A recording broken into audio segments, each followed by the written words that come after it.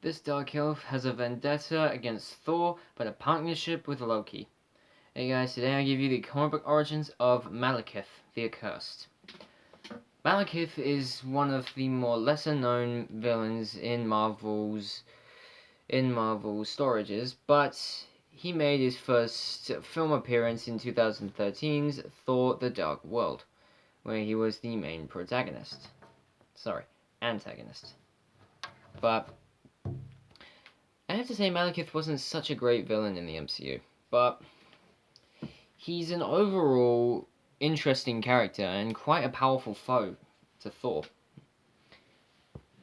With his first comic book appearance, it basically starts with Odin sending a messenger to Loki in order to try and gain Loki's help against fighting a greater foe. The messenger goes and finds Loki, but he's not alone. He's actually aligned himself with a new ally, being Malekith, who's also known as the Fairy King, as he's a ruler of fairy magic.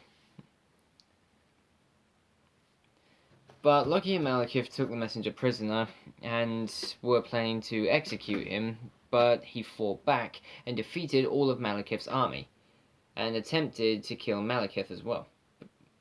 When he vanished, he was able to give Loki the message that he had brought for Odin. Instead of reading it, he tossed it aside as he was actually aligning himself with the greater evil that Odin was talking about. See, Loki had aligned himself with Malekith, whose master is the demon king Surtur, who we also saw in Thor Ragnarok when he was voiced by Clancy Brown. Yeah, he was voiced by Mr. Krabs. But when we see Malekith again, he's actually on Earth as he is looking for something called the Casket of Eternal Winters, which has the capability of freezing anything in its path. But he discovers the casket's human protector, Willis, and he sounds his horn, which is above human hearing, but Asgardians can hear it, which is why Thor was able to trace it when he was on Earth. But with Malekith's horn being sounded, he gathered his Hellhound army and laid waste to Earth until Thor managed to join the fight and fought back against them. But Thor got acquainted with the casket's protector, and Malekith had actually stolen Thor's love interest and put a duplicate in there in order to give Thor a message. Outraged, Thor went on the offensive when he reached Malekith's castle. But Malekith was actually holding her over a pit of flesh-eating monsters, which made Thor even more angry and reckless as he actually ended up falling into a deep pit. But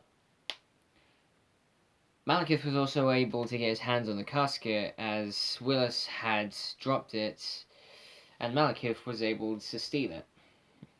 With it in his possession, he could now freeze the entire world before his master had a chance to create a new one. But in mid-fall, Thor was able to summon Mjolnir and they flew out of there. So Thor went back to defeat Malekith. In doing so, even when Malekith transformed himself into a larger being, he was still no match for the God of Thunder. Defeated, Malekith was taken as a prisoner back to Asgard.